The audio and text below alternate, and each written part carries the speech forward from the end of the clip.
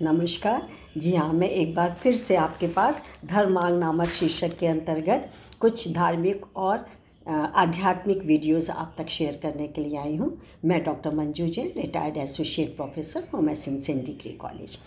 तो साथियों, मित्रों, कई बार ये वाली बात जिक्र हो चुकी है कि मानव जीवन बहुमूल्य है, बहुत प्रेशस है, और इस प्रेशस को बनाए रखने के लिए यदि 4 चांद लग जाएं इसमें तो क्या बात है।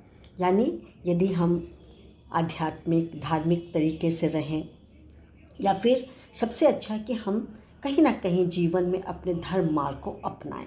सत गति हमको मिलती है, सच्चा मार्ग मिलता है, और फिर हम बहुत ज़्यादा विपरीत दिशा में हम जो कि है विचलित नहीं होते हैं। हम अपने में संयम बना करके रखते हैं। तो प्रत्येक व्यक्ति 100% तो नहीं धार्मिक हो सकता, आध्यात्मिक हो सकता है, वो 1-2% ही समाज में होते हैं।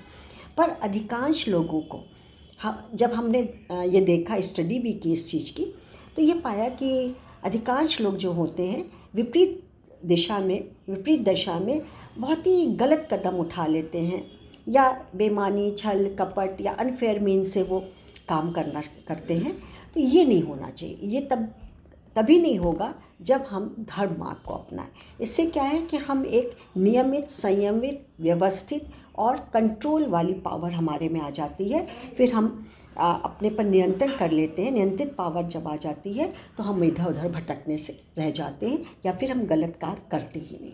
मेरा संदेश यही देना होता है, मकसद यही होता है। तो चलिए, आज भी मैंने एक कहानी आपके लिए, एक विचार सोच के रखा है, जीवन संपदा। जी हाँ, इसको हम तक लाए हैं शशि शेखर शुक्ल जी। शशि शेखर शुक्ल जी, आपका बहुत बहुत धन्यवाद है कि आपकी बात मैं जन जन तक पहुंचाती हूँ। तो शुरू करते हैं हम लोग। प्रकृति ने किसी को गरीब और अमीर नहीं बनाया, उसने तो सबको मुक्त हस्ते अपना अमूल्य वैभव लुटाया है। श्रम की सामर्थ्य तथा समय का अनुदान, इन 2 अस्त्रों से सुसज्जित करके उसने अपने पुत्रों को जीवन के सम्रांगण में मस्तक का तिलक कर विजय श्री वरण करने के लिए ही भेजा है। लेकिन हम प्रकृति प्रदत्त इस अमूल्य वैभव से लाभ नहीं उठा पाते और घाटे में रहते हैं। जब हमने कोई लाभ ही नहीं उठाया तो हम घाटे में आ जाते हैं। परमात्मा ने मनुष्य को इस सृष्टि में भेजा तो, किंतु उसे कोई विशेष स्थूल संपदा नहीं दी थी। खाली हाथ लौटते भी हैं। जो कुछ भी दिया वह इतना सक्षम और मूल्यवान है कि उसके माध्यम से संसार की सभी वस्तुएं प्राप्त की जा सकती हैं।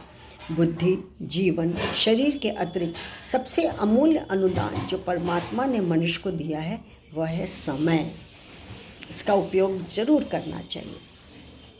कहा भी जाता है कि मनुष्य की सांसें गिनी हुई हैं और श्वास प्रश्वास का आवागमन निरंतर चलता रहता है। एक श्वास के आने जाने के साथ ही मनुष्य की अमूल्य निधि से 1 इकाई कम हो जाती है। दूसरे शब्दों में इसे इस तरह में भी समझा जा सकता है, जीवन का कोई प्रत्यक्ष रूप पकड़ में नहीं आता, लेकिन उसकी अभिव्यक्ति को अवश्य अनुभव किया जा सकता है। जीवन की सूक्ष्म सत्ता समय के रूप में ही व्यक्त होती है। हमारी उपलब्धियां इस पर निर्भर करती हैं कि हम समय का किस प्रकार, किस प्रयोजन के लिए उपयोग करते हैं। जीवन संपदा का एक दाना समाप्त होता चला जाता है। बूंद बूंद पानी टपकते रहने से भरा पूरा किंतु टूटा फूटा घड़ा कुछ समय बाद खाली हो जाता है। जीवन की रत्न संपदा हर सांस के साथ घटती चली जाती है। जब समय के सदुपयोग और दुरुपयोग के परिणामों का तुलनात्मक अंतर किया जाता है, तब प्रतीत होता है कि तत्परता और अपेक्षा के बीच दिखने वाला अंतर अंततः कितने भारी विभिन्न परिणामों के रूप में आता है, हमारे सामने आता है।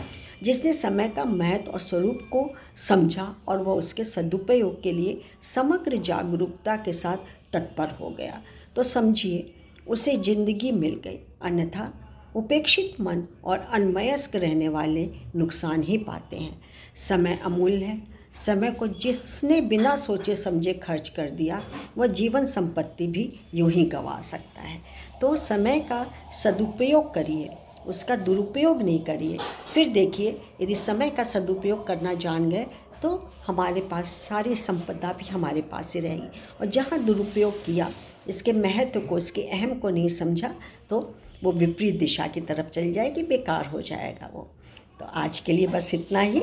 फिर मैं आपके सामने प्रकट होंगी एक नए धर्म मार्ग के विचार के साथ। तब तक मुझे आज्ञा दीजिए। नमस्कार। Thank you.